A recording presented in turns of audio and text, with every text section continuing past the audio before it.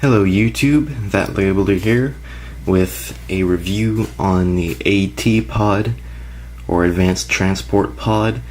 This is again continuing my futuristic military style vehicles, and this is again my own design, not a kit. It's my own creation. So let's get started.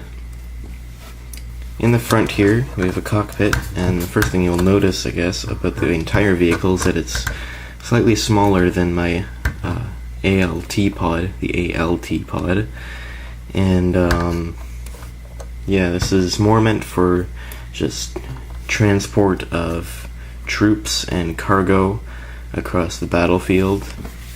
And this is in a brown color scheme, brown, tan, dark tan. So, yeah. So the front part is very chunky, and there's not a particular reason for that.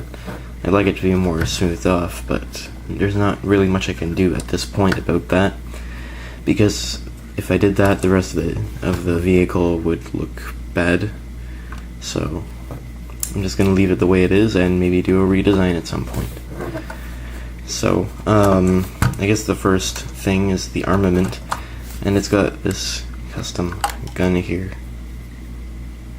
And generally, troop transports have very minimal arms, very minimal weaponry, because they're meant to be light and fast for quick transport. So, yeah. I guess we'll get to the cockpit, this part. It's all on the click hinges, so yeah, and then you can take it off. It's just on there. So inside the cockpit there's a seat here for a gunner and a seat here for the pilot. The pilot seat is very simple. It's just a steering wheel with a speed dial, and the front view screen is very small. So, I guess you might have noticed these little spaces under there, and I guess I'll show you that. I'll show you what they're for. Let's put the cockpit back on. When the gun is removed, it can go all the way down and cover this part up.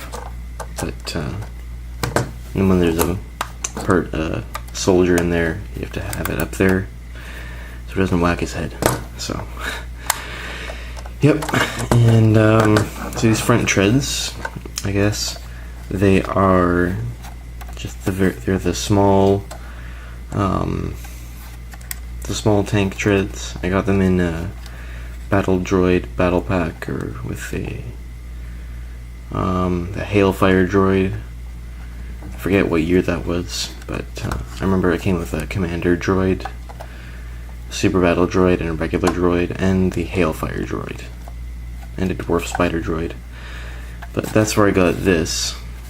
Well, both these treads came with that. So you can see I've got the gears here, small gear, and then these two. This one is different because it has wheels under here. And the reason I have wheels under here that have rubber on them is because these treads do not slide very well on hard surfaces like this table. So these wheels actually make it look like the treads are moving, because they are, and they are still touching the ground. But the wheels just give it that extra traction that they need to be able to turn and look realistic.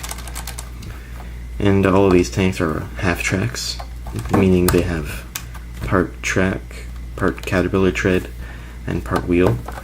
So the regular tank has a large wheel in the back here, but this one has two small wheels on the sides. That's just for balance. And it's just overall very chunky looking. But enough of the design, we'll get to the back. So the back here is actually pretty interesting. The top part comes off, held in by two studs, and it's got the windows in there, which I don't know if that's a good thing or not, but it looks cool. And it was the easiest way to fill in that space. So in here we've got a little cargo thing, and that part just fell off. But it moves up and down like that. So normally it's just like that to cover up the holes. But in here you can see you've got a little pallet with cargo on it. And there is actually another pallet. I'll get to that in a second, but these are just the gray crates with dark tan things on them. They don't have any tools or anything inside, but they just are held in by the jumper plates in there. And it's all tiled in. It's all smooth, so it's good. Now to the other pallet, which is for troop transport. So this is cargo, this is troop transport. It's got 3 seats, and it does fit 3 people. It probably could fit up to 4 overall if I had another seat, but that would just be complicating things even more. So I decided to go against that. Again, it's got the little things under there. It sticks with the jumper plates. I originally had these on 6x6 pallets, but those were sticking into the sides here, the walls, and it didn't come out that well. So I decided to just do a 4x6 pallet, and that just goes in and out like that. Like I said, there's little wheel covers, and the wheels are all even. They're all approximately the same size,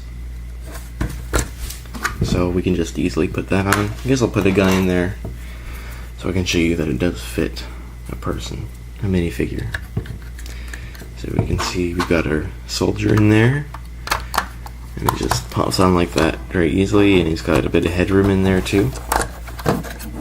So yeah, I guess that concludes my review of this AT pod, Advanced Transport Pod, and I'll show you with the background. So here's the background. It's just a 32x32 base plate covered in these tan 4x6 plates, which I got at Pick-a-Brick. And yeah, I guess that concludes my review of the Advanced Transport Pod in HD. Hopefully you can see both tank reviews, and I hope there are many more tanks to come, and more mocks with these tanks in them. So, That Like a Builder signing off. Happy building. Thank you for watching.